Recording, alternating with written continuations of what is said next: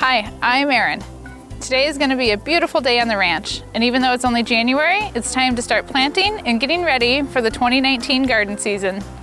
Today we plant the first seeds of the year on Our Wyoming Life.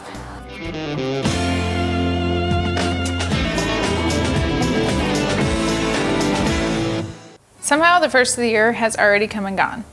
The new year for me always brings a sense of new beginnings, resolutions, and hopes for the next 12 months. Now, I'm not much of a New Year resolution type person, but I do always have plans for the gardens.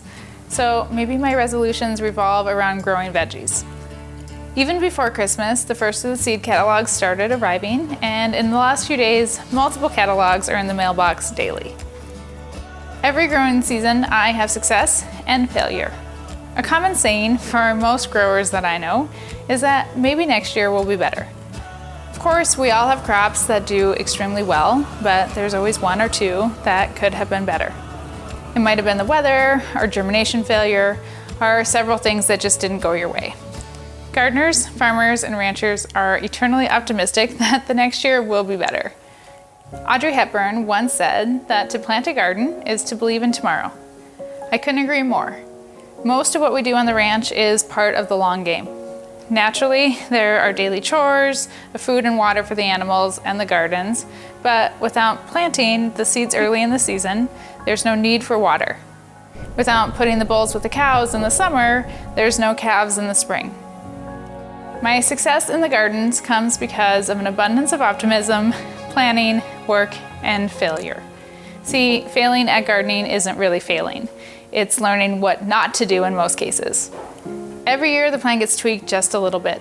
Seeding dates might change or a new variety of carrot is chosen. Always with the hope that this year will be better and an improvement upon the last year. Winter growing is a testament to optimism. This is our second year of growing year-round with no heat, and it's going great. I've already harvested one bed of Salanova lettuce, bags full of spinach, and an abundance of radishes. Now that we are past the shortest day of the year, it's time to get more seeds in the ground for an early spring harvest and do some maintenance on the crops and the beds in the high tunnel. Every plant that gets transplanted into the gardens starts the same way, in our house. We need more Salanova lettuce for an April and May harvest. Our plug trays are ready to go. Seed starting mix is also used for all of our transplants. The soil is dumped into a large tub and a ton of water is added until the soil is damp but not overly saturated. The plugs are filled with the damp soil, handfuls of dirt are placed into the tray, and the soil is worked into the plugs. Each plug is pressed down to lightly compact the soil, and then we have room for the seeds to go in. Salanova lettuce germinates extremely well, so one seed is added to each plug. Today we are planting the Salanova Premier Collection and the Foundation Collection. This will give us 8 different types of lettuce. Once the seeds are deposited, a light layer of dirt is added to the top and the soil is lightly padded. Also being planted today is some cabbage and broccoli seed. These seeds are extremely tiny and they don't germinate as well as the lettuce. 2 to 3 seeds are added into each plug.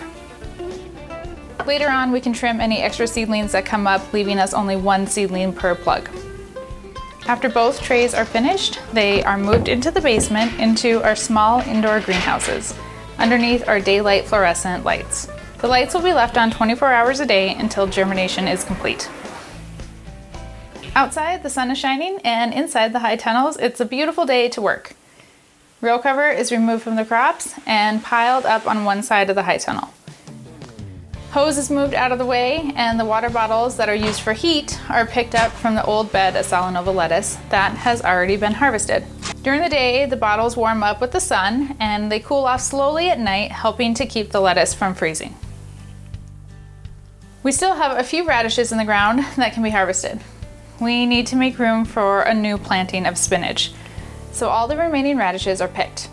I'll take them into the house, and we will have a radish feast. We will be replacing the Salanova bed with more Salanova once the newly seeded plants are ready to come outside in about 4 to 5 weeks. For now though, it's time to clear out the weeds.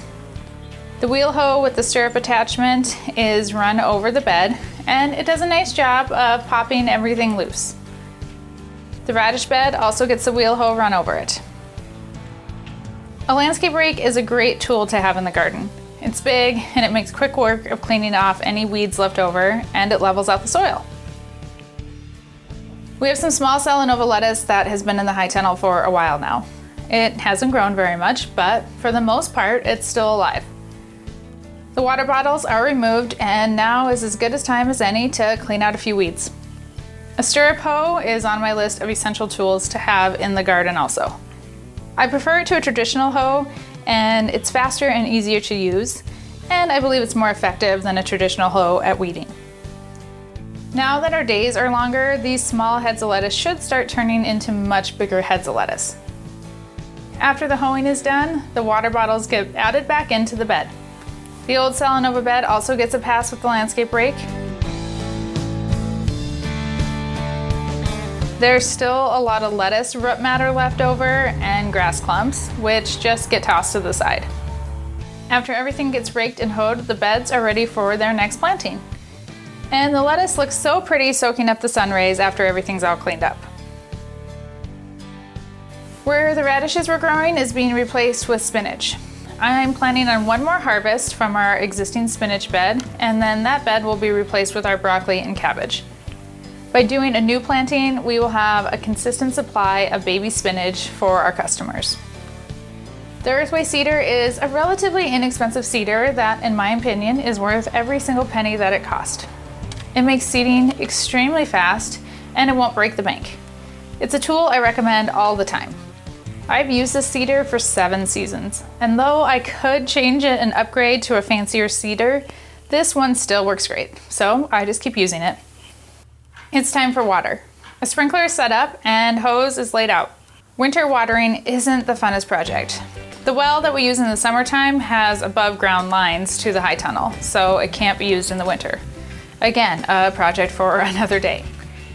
In the winter, we water the high tunnel off of my mom's house. It's better than hauling water in a tank, and this way we just have to drag a hose around. This is a tangled mess, but eventually the job gets done. You might notice that this is a gate I'm pulling the hose under. It doesn't open. That would be too easy. The mighty Wyoming wind kept blowing the gate open, even with it latched, and my mom's dog would get out. Mike screwed the fence shut until a windproof gate latch system could be installed. Another project for another day. Eventually, I make it over to the faucet and get the hose hooked up and turned on. Back to the high tunnel, and it's time to water. I just open up the shutoff valve in between 2 hose sections, and we're in business. The sprinkler will water for about 20 minutes in each spot. After 20 minutes, the dirt is nice and wet, and it's time to move the sprinkler. The water gets turned off, and the sprinkler bucket gets moved. This will continue until the entire high tunnel is watered. Then we repeat the process with the hose, bringing it back into the high tunnel until the next time we need it.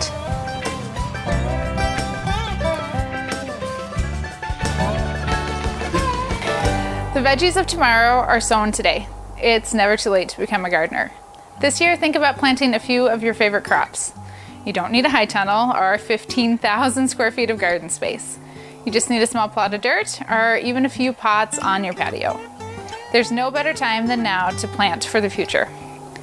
I've been spending lots of time going through the seed catalogs, and I'm hoping to add a few new things to the gardens this year. It's always fun for me to try new stuff, as I tend to get bored growing the same things every year.